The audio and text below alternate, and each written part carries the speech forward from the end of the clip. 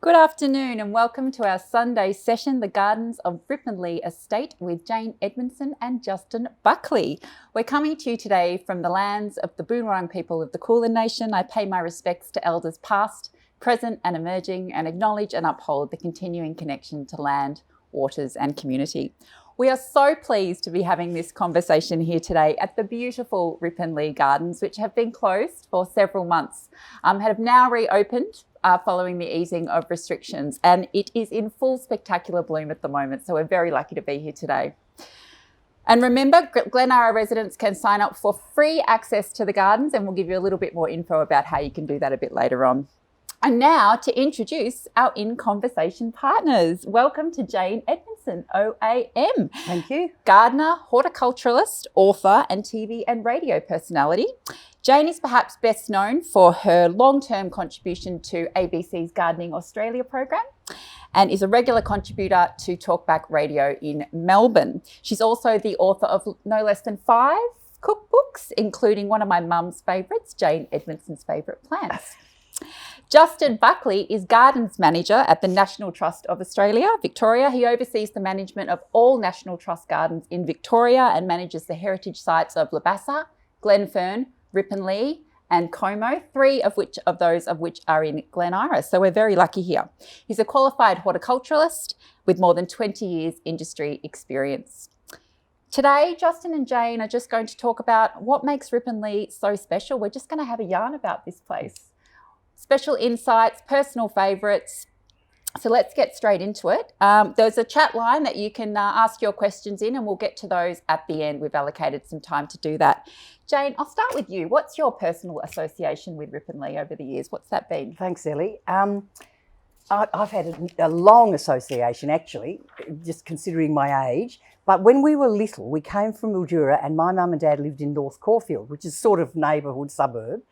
And we lived there and went to school, and we'd come here to Ripponlea for picnics and things. It was fantastic. So I feel very connected to the place. And over the years, we've been to Ripponlea many, many times for Gardening Australia. You know, we've done all sorts of stories, dahlia stories, fern stories, just a general outlook about Ripponlea.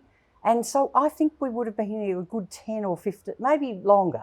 So obviously the ABC being right next door to Ripponlea, they had a little gate, and so Justin would very kindly let us come in and go through like that. So I've had a really long and happy, and with the National Trust too, I admire what they do amazingly. It's a fantastic operation, and I think we are reaping the benefits of a garden like this. Ripponlea to me is just, and Como, but Ripponlea because we're here, it's just the most marvellous sort of, the history of it, the fortune of having it here still. You know, we'll hear that story, I'm sure. And it's really a lovely spot to come. So very lucky indeed. Early memories are always good, and they sort of make you feel good that you're sort of part of the history. Yeah. Absolutely, it's such a treasure that we have here in the middle of suburbia. And Justin, you work here. You've got a long association with the gardens, but tell us a little bit about your association with Ripponlea. So I've been here over 20 years now. I started out as a qualified gardener in 1999 and have basically been working here and across our other National Trust sites in that time. And really find it a special place. And I guess even though I've been here that long, what's amazing about it is it never gets dull and it keeps on revealing secrets. So you think you might know everything after 20 years, but you still find things surprise you at this property, and of course just blow you away some days when you're here and you see something that's come out for the first time that year. A magical workplace. It certainly beats 4 office walls, that's for sure.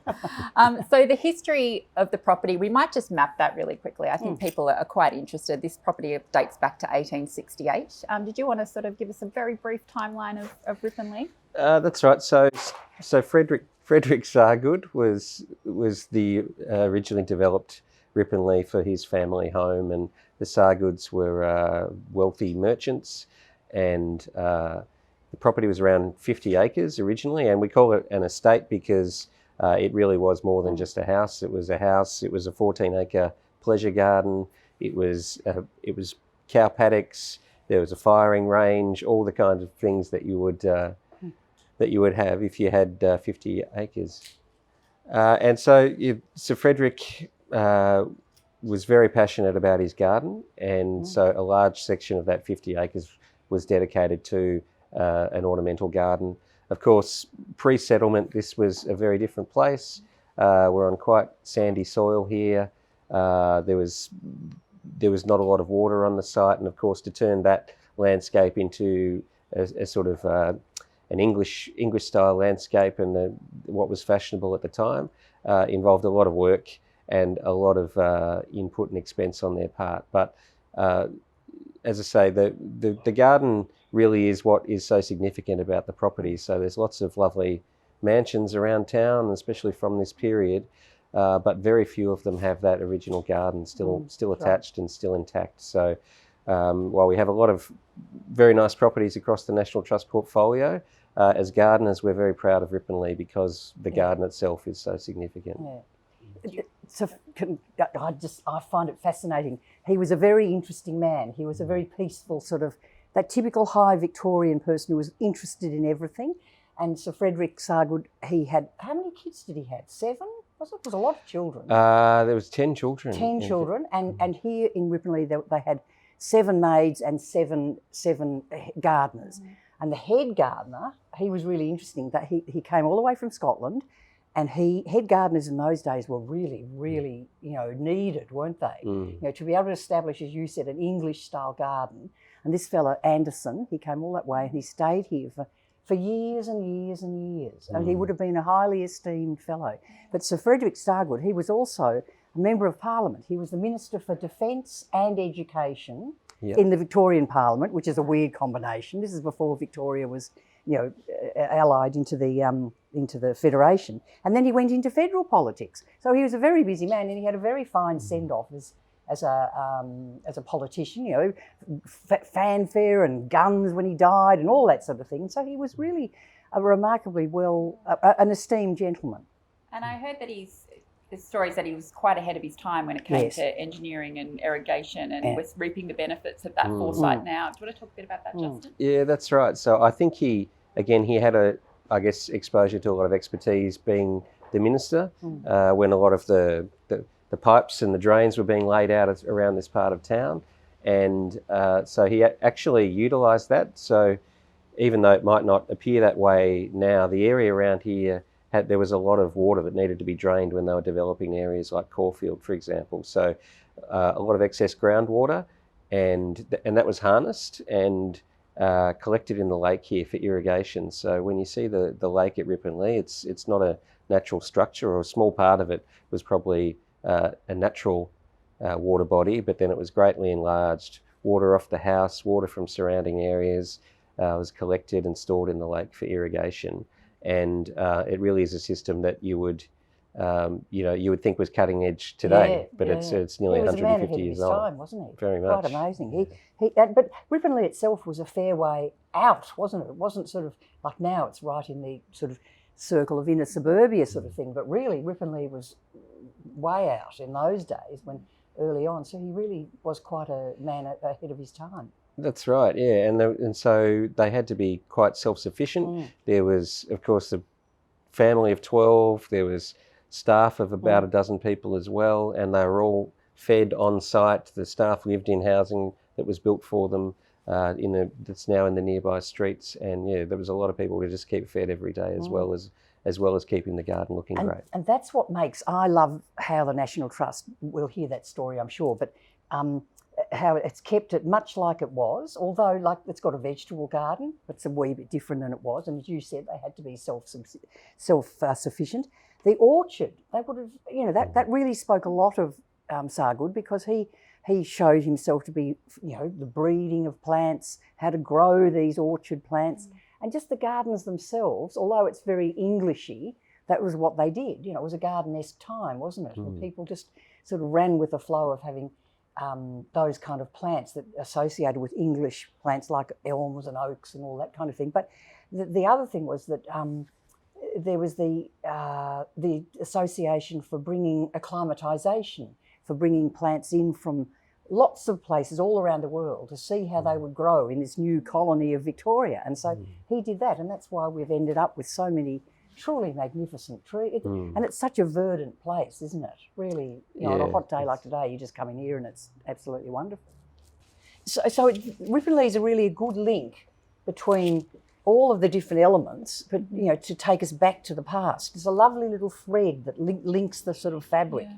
And the veggie garden, such prowess to be able to be self-sufficient. The orchard, as I said, the ornamental garden. I mean, he obviously was a passionate man about ferns and about orchids, and it really was an amazing thing. And just the activities that the family would have done here. This is where they lived, and they lived very happily, I'd say. That's right. And so the whole estate used to be a lot bigger than it currently is. It's been bits of it have been carved off over the years. Can we get a sense of how big it once was? So I guess if people know the area, where we are now, it extended out to Glen Ira Road and then 2 blocks up towards Orong Road, so around Elizabeth Street. Okay. And then it went all the way down to the railway line to the south where Elsternwick Station is now. And I guess it was sort of divided into the ornamental side of the garden and the working side of the garden. So most of what's been lost or was subdivided over the years is that working side of the garden. So there was a 10-acre paddock. That's where the majority of the orchard was. That's where all the veggie patches were, the windmills, all that kind of stuff. So that's been lost. And I guess what is so significant about the Ripponlea garden is that almost all of that original 19th century ornamental garden has remained intact through that period. So basically very little of that was lost other than when it was acquired for the ABC studio, a small area at the south. But basically everything else you see is from that Sargood period. And I guess the other thing, not only that it's still intact and hasn't been lost, but that it's changed so little in that time. So after Sir Frederick died and a property syndicate bought the estate and made some as initial subdivisions, it was then bought by another family, Benjamin Nathan, for his family. Another draper, he had a big, I think it was maples, the store maples that he had, and you think, another one, wow. That's right. So it became a family home again, and I think they realised even then the significance of the property and what they had, and they made very little change to the garden itself. I mean, where his daughter Louisa, who ultimately inherited it, built this swimming pool here in the 1930s, and that's really the only major change that there's been on the garden in that time. So, and it's so 1930s, isn't it? Very. It's amazing. And we nearly lost even more when the federal government wanted to acquire even more of the property to extend the ABC studios, but there was a massive protest, a massive public protest against that, and Louisa took her fight to the High Court. So that was a lucky save. We could have lost even more at that time. It just shows that they could see, they were looking from their point of view, but also for the future. I mean, we're the beneficiaries of all of what they were fighting for. It was amazing, really. And you think about how, when they were here originally, they planted trees on nothing. There was it was just paddocks, wasn't it? And you've got photos, I'm sure, to show no trees at all. And now we've got these beautiful blessings of very dignified trees. That Moreton Bay tree, I love in particular, I really love the bunya pine down there. But these don't just happen. Tree planting is always something that you've got to think about 20, 25 years down the track, and you just take your hat off to them. They're fantastic. Well, when Sargood would have been planting, and his gardeners would have been planting those early, there would have been, I imagine, a lot of trial and error in matching with the Australian elements. I imagine there would have been some failures. And that's why this acclimatisation thing was so important, because they could then see, oh no, that didn't, this is not going to take tropical trees, albeit that Moreton Bay tree has done very well. But how many have you got here? You've got quite a number. 42 Moreton Bay figs. So they loved them, and I think, as you say, the vision to plant those, because they never got to see them in all the grandeur that we do now. And even though you'd think there wouldn't be room for 42 of these trees, really you've got to look pretty hard to see them all. It just shows you how much room there is in this garden. Yeah, and when you find that one near the fern area, It's beautiful buttress roots and the aerial roots that are hanging down. It's just gorgeous. Yeah, it really is one of the best on the property. Yeah. And those 42 trees date back to Sargood. Yep, that's Incredible, right. incredible. And this James Anderson, never forget the head gardener. They're really important. You don't forget him, that's for sure. Yeah. So do you want to tell us a bit about the team that works here at Ripponlea? How many there are? So we've got a really great garden team at the moment. There's five gardeners, and they look after Como as well. So, and they also get out to some of the other National Trust properties around the state as they're able to. So they're based here at Ripponlea, and that takes up the bulk of their time. And as you can imagine, 14 acres, it's never all done, and it's never even close to being done. So it really is. I mean, it's been a while since I've been on the tools, but I have probably raked paths to the moon and back a couple of times here in my time. So you've got to be fairly sort of regimented on certain aspects of it, I guess, because it really can consume you. You know, some people come and they see how much work there is to do, and you can kind of get swallowed by that almost. You have to sort of accept that it is a massive task, that it can't all be done, and basically just prioritise your efforts every week. And the team we've got at the moment are really great. There's a fair bit of scope for them to, I guess they each have a section of the garden that they're in charge of. So they sort of lead the direction of that and lead the curation of that. And, really it's best if I'm getting out of their way more than anything, really. They do a great job. Yeah. What's the biggest job that you sort of, because it was sort of like painting the Sydney Harbour Bridge, isn't it? You start one end, and by the time you've finished it all, you've got to start again. And I can just imagine. So what would be the biggest and most important job? Well, I guess just from the sort of the big overview, the trees are the biggest job. So they're the most challenging. They're obviously, you're managing risk, you're managing the most important assets you've got. They're expensive. It's highly skilled work, and there's 250 of them that are really quite sizable here. Yeah. So from a management point of view, managing the trees is the biggest job.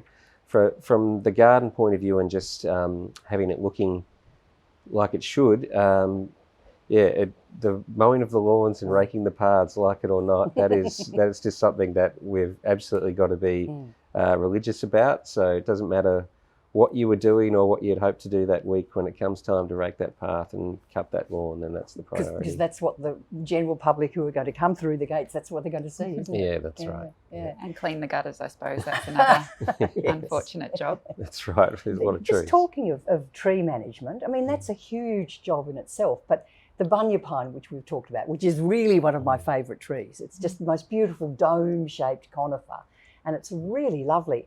But it comes from Queensland. It's adapted very well to living here in Melbourne, temperate sort of Melbourne. But it's those cones, the cones that are the size of footballs. And you think, how on earth, what do you do about that? Because they can be quite hazardous. No, that's a really good example of, I guess, a particularly unique challenge in tree management. So as you say, they're a really fascinating native conifer. They certainly fascinated the Victorians as well. So all old 19th century gardens in Victoria will generally have one, even though they're so far from home, and that they are very tough in our conditions. But every so often, and it might be every 3 years, it might be every 4 years, they decide to fruit, and they drop these cones that are the size of footballs and can weigh 5, 6, 7, 8 kilos. I mean, it'd kill you, wouldn't it? That's right. So them the head, so the last time that happened here was in March, and we actually had to bring an arborist in, and they had to climb the trees, which is not an easy task anyway, because they're completely spiky foliage all over them. But they climbed their way through the trees, finding cones and removing them by hand so they didn't drop it on the ground.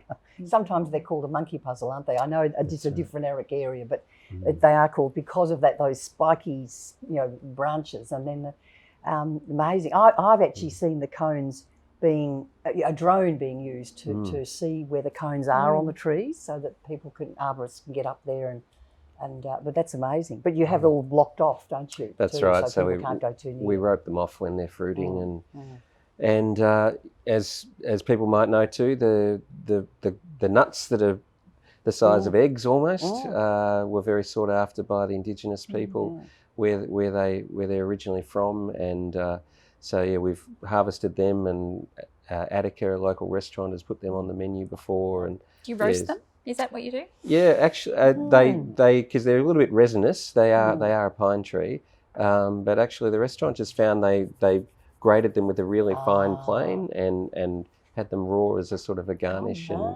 and I think there's about 70 cones dropped that year, so there was enough for plenty of months and months of dishes. But the Aborigines would walk for hundreds of kilometres just to find these when they were in fruit, when the cones were out.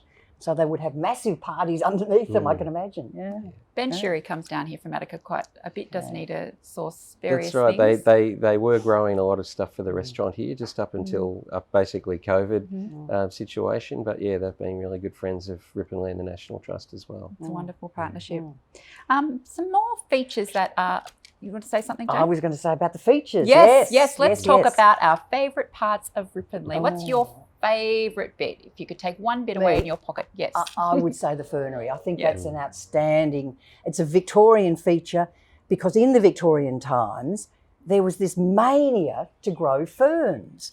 And, all these women in particular would go out and sort of hunt for ferns in the British Isles, and they'd put make herbarium species of them and everything. And then this fern craze came all the way around over to here, to Australia. And so that's why Sir Frederick Stargood, I mean, he had the money to be able to support an interesting collection like this, but it was really quite an amazing thing. And so that fernery is filled with amazing, amazing things. And people wonder, why were they so interested in ferns? Well, if you think about it, flowers were well known, but ferns don't have flowers. So what makes them so interesting? Sex comes into it. Tell us more. No, well, it does. You think about how does a fern reproduce? Because of the spores on the back of the leaves, and there's so many different patterns, and it's all very fascinating. So this absolutely glued people onto ferns. They would collect them, and sometimes they do terrible things like pinch them, from places. But he really did have quite an outstanding collection, and you've now got the wonderful fern house. Yeah, that's right. It is. I guess it's the real cherry on top at Ripponlea. They weren't.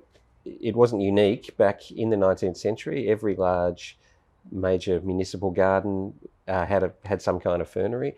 Very rarely did you have one on this scale in a private home, but again, that's how into his garden Stargood was, so that he had a fernery on site from the original garden, and then in the mid-1880s, when everything here was getting redeveloped and they'd made a lot more money, the fernery just doubled in size, and most of the ones that were built with timber, and over the years they deteriorated, they weren't replaced, they went out of fashion. But the Ripponlea, Stargood built his with a steel frame, and so we've still got it today. And it is, and it's not just the structure. They basically created a whole fern gully underneath it. They've excavated it down into the ground. They've put all this amazing rock work and grottos and ponds throughout it, and it really is on a day like today where it's quite warm, it's the place to be in the garden, and you're well down below ground level when you get to the bottom of it. There's no wind. It really is an amazing place. Many to be. degrees cooler. Definitely. I took a stroll down there before, and incredibly cool. And weren't you impressed by the stature of the tree ferns, the actual size of them? I suppose they would be original, wouldn't they? Yeah, many of them are. Yeah. And then the ground ferns that are underneath, and all the staghorns and elkhorns that are sort of hanging here, there, and everywhere. But it's really such a unique area. Yeah, it definitely is, and I mean it's one of the few surviving ones of its kind anywhere. So it's certainly. You need to go a long, long way to find another original 19th century fernery on a scale like this. Because it was really a cult. People would march around looking for ferns all over the place. It was sort of like, how superfoods are kind of the go at the moment. Well, ferns were the go back then. So aren't we lucky to have it? very. And not just in gardens, but in art and Absolutely. literature and all decorative across it. things. Yes, and see that's what Sargood. He was a what do you call them? A shop. You know, he had a shop front, and you can still see it. It's in Flinders Lane. You can still see the Sargood sign, and it's he brought in a lot of things like porcelain and all sorts of stuff that housewives and households would have had, and it would have been all decorated with ferns. Very often. Yeah. And what's your favourite little bit of Ripponlea, Justin? Oh, well, the fernery, I guess, is the obvious thing for me as well. I've become quite a fern enthusiast just from working here. And I remember the very first day when I started here as a gardener, and the head gardener at the time told me, "Oh, you've got to walk through the fernery. I'll meet you at the other end." And that's when that was when I realised I was working in a pretty special place.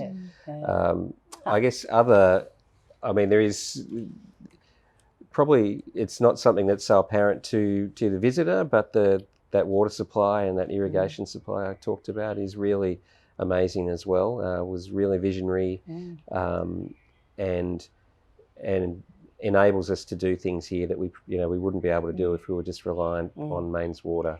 And it's actually, most of it's underground. There's hundreds of pipes that crisscross the property that were designed to take water from here and to here and to here, and you wouldn't even know it. But underneath your feet here, there's an amazing 19th century engineering system that enables this incredible garden. Wow. And what project we're working on at the moment, which is really exciting, is with a team from Monash University nearby at Caulfield, who I guess are mapping hidden Melbourne. They're sort of working on what they call an underground atlas of Melbourne, the mole look at Melbourne. That's right, and so they've traced where all the original waterways were, and of course that has it tells the story of the cultural heritage right across this area, and they're working on an interpretation plan with us for that. So we're hoping within the next year or so we'll finally be able to reveal a bit more about this amazing hidden system to the visitor as well. And am I right in saying that the ultimate goal is to be 100% self-sufficient in terms of water supply? Is that kind of... I think certainly for the garden we are. So the only exception was when Attica were here, we need to use fresh water because most of what they were using wasn't being cooked, it was being served fresh, and this is a reclaimed water supply. But the rest of the garden, we have a mains backup, so if there's any problems with the pumps, we can turn on the mains water, but basically we only need to do that if there's a problem. Right. And any other favourite parts of Ripponlea you'd like to share with our audience today? I still like the lake. I went for a walk around the lake the other day, and there's just little glimpses that are so Japanesey, sort of, you don't want to say Monet because it's a bit of a cliche, isn't it? But that little bridge, that little rustic bridge, and then you look through some of the weeping willows that probably have been there for yonks, I don't know, but you look through and it's just so beautiful, and you've got the mound. I mean, why was the mound? Was that from when they dug up the lake? Yeah, that's right. So when they excavated took all that soil, built it up, built a tower on the top so you could see out across the bay, and it was actually the original planting on that was designed to be kind of like a hill station or an alpine. It was actually blue gums all over it and acacias, and so it was a little different to how it is now. But and there's a grotto underneath that you can poke your head into and see. Yeah, that's right, tunnels, and it is another really incredible feature. And I guess that again, that's what's significant about the property is all of these features and several of the old original outbuildings in the garden. So one that was built for archery, and then there's a tennis pavilion and a summer house. All of these somehow survived well over 100 years of private ownership when there was nothing stopping the owner deciding, that is incredibly run down or unfashionable now, can you get rid of it? I mean, the fact that those structures have stayed through the garden all that time is really incredible. But that's the lovely link, isn't it? It's really, when you say about the little outhouses, I do remember that gorgeous one that's down there with tree ferns as the sort of, not really the structure, but it looks like tree ferns are holding the little building up. Yeah, that's right. So they really loved that rustic look, and often went to great expense to make something look like it had just been knocked together. Rustic look. What's different what are the differences in between managing a heritage garden like this and your average home garden, suburban home garden? Good question.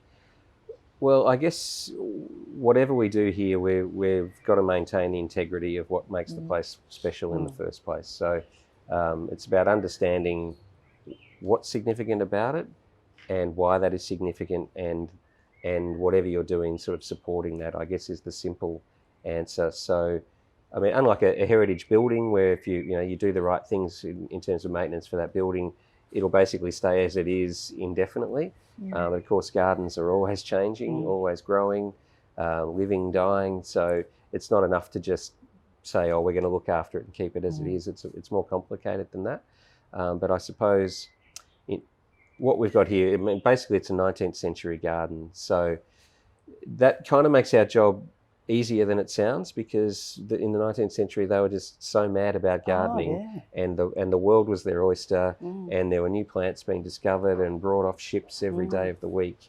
And if you had the means at the Tsar Goods, you had all the wealth of the Tsar Goods, you had all that at your disposal. So in some ways there was more available in those days than what is easily available now in terms of gardening. And of course, no expense was spared in terms of labour, so that's another challenge as well.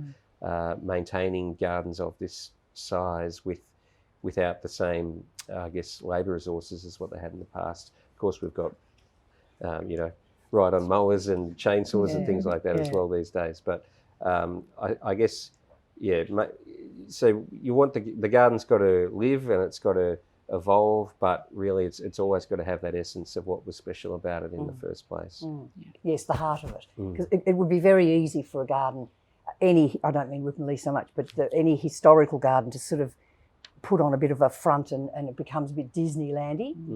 That would be really, and that would be not that would be very sad. But really, because a garden, as you said, Justin, it's just like a painting, but it's very, very large painting that's always living and dying and moving on. And it's I can imagine it's a very difficult thing to stick to the parameters that you've got to work with. Yeah, that's right. And as well, some pretty significant things change. So, for example, the driveway here, which has these fantastic towering oak trees, yes, back in the 19th century, wasn't casting nearly as much shade, and there was a completely different understory growing in there than what you could grow now. So you couldn't go into the driveway and say, well, we're going to plant it exactly as it was in 1885, because there's just too much shade there now. So again, you've got to be adaptable. And I guess the other thing with heritage gardening is that the idea is not for any one person to be going and putting their sort of signature or stamp on that garden. It really, you need to be able to have that continuity so that people can come and go,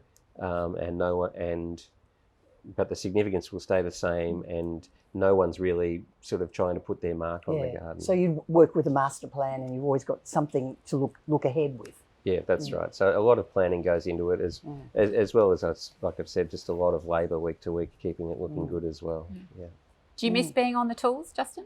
Yes, I do. I mean, I've got different challenges now, which, and the National Trust generally is kind of like Ripponlea as a garden. There's just never a dull moment, and there's always really fascinating and interesting things to keep you busy. So certainly, I'm always interested to see, when I drive by, I sort of look and see what's on. There's plays, and there's the Friday exhibition and all sorts of things. There's always lots to bring. We haven't even talked about children coming into the garden, and that's so important, because children will be the gardeners of the future, of course. And but you do see children with their mums playing on the front lawn, and it's lovely, but there's an awful lot of things that they can be doing. That's right. We do have a lot of education groups prior to COVID, and we'll welcome them back next year as well. A lot of things for toddlers as well. We've got a Gruffalo trail. If people have got young ones they're looking to keep busy, it's a great way to get them exploring the garden more widely. And of course, lots of events, functions, weddings. I guess that's the other thing that's interesting about this as a large sort of what we think of as a public space, is that unlike most of the public parks we know, this has always been a private garden. So it's different. It's got a different feel, to, I guess, just most of the other open space we have around the place. Yeah. It must be lovely being out in the gardens and watching people interact with it, especially children, and seeing how your work and how you manage this garden. Yeah, and of course the nice. gardeners found that a really, a bit of a conundrum during lockdown. So the place in some ways had never looked better because it had room to breathe. They didn't have anyone interrupting them. They didn't have any functions here causing any impact. The weather was great. We were getting good rain, but there was sort of no one here to admire it. So that's it. They'll be rushing in, don't you worry. So we're all very glad to be open again. Well, there's so much coming up at Ripponlea. As Justin mentioned, you've got the Gruffalo Trail. So if you download Gruffalo Spotter 2 Oz, I think, from the Google Play or the App Store, and you get to go on this epic, wild, augmented reality adventure. I had to go before, and I'm telling you, it's not just for kids, okay? If you're going to try it, Jane, download it onto your smartphone. And Priney Fish is coming back. Yes. I went to the first one when it was here, and it was amazing. And there were lines, queues and queues and queues. You couldn't believe it. So I can imagine it's going to be an absolute winner again. Well, I hope we see those socially distanced queues back again. I think it opens on 3rd of December and tickets are on sale now, I believe. And we've got a Christmas Makers Market coming up on Sunday, 20th of December, I believe, Justin. We do, yeah. So that's a new Christmas event for us, and we're doing that in partnership with the Rose Street Makers Market. So if people know that market, in Fitzroy, and we're also doing one at Como on the 13th, and there'll be one here at Ripponlea on the 20th. Wow. So last minute Christmas gifts. Oh, very good. This will be the place to come. They do put on a great market here at Ripponlea. I can do vouch for that, so get along. And also for green thumbs and wannabe green thumbs like me, you can check out Glen Ira's Arts and Culture Facebook page and our website, where Claudia, one of your lovely gardeners here at Ripponlea, has some little DIY veggie patch tutorials for you to tune into. That's good. Some little starter kits for people like me who don't know a lot and just need that little push ahead. So all the URLs where you can access all that information are on your screen now. And I think that's all we have time for before we throw to questions. So thank you, Jane and Justin. It's a pleasure. It's been an absolute pleasure to welcome you both today and have this conversation. And I think now we'll throw to some questions.